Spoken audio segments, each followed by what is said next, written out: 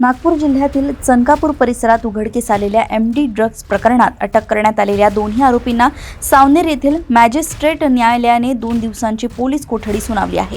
प्रवीण प्रशांत कानुळे आणि सुभाष सुधाकर उके अशी पोलीस कोठडी मिळालेल्या आरोपींची नावे आहेत। 18 ऑगस्ट रोजी खापरखेडा पोलिसांनी चनकापूर परिसरातून या दोघांना ताब्यात घेतले होते। त्यावेळी त्यांच्यासोबत 2 अल्पवयीन मुलीही आढळून आल्या होत्या।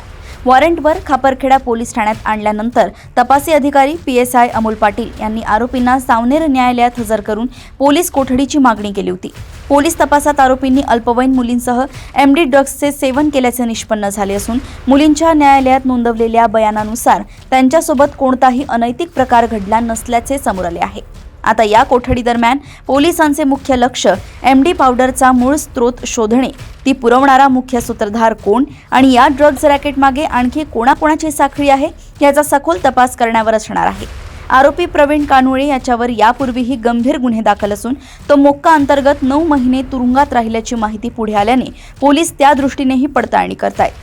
खापरखेडा येथून वैभव काकडे यांची रिपोर्ट। 2026 रोजी रात्री खापरखेडा पोलीस ठाण्याच्या तपास पथकाकडील अधिकारी अंमलदार हे पोलीस ठाणे हद्दीत पेट्रोलिंग करत असताना चनकापूर मैदानाजवळ एक इनोवा गाडी जी आहे ती संशयास्पदरित्या भेटली।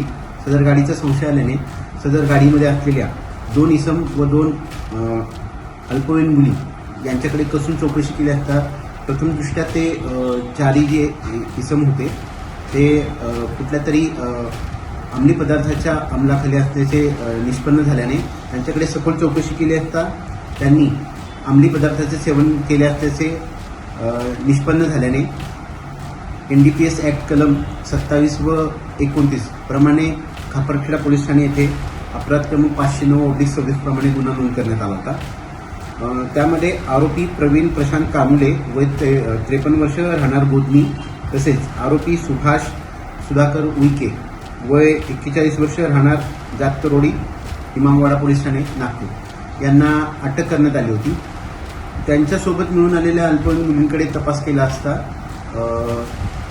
त्यांनाही यांनी एमडीचे सेवन करवले असल्याचे त्यांनी जबाबात सांगितल्याने सदर प्रकरणामध्ये जे कलम 77 प्रमाणे कलमवाढ करून सदर 2 आरोपींचा PCR घेण्यात आलेला आहे व पुढील तपास सुरू आहे। यातील जे दोन्ही अटक आरोपी आहेत यांच्यावर यापूर्वीचा गुन्हे अभिलेख असून ते रेकॉर्डवरचे गुन्हेगार आहेत। त्याबाबत अधिक तपास सुरू आहे।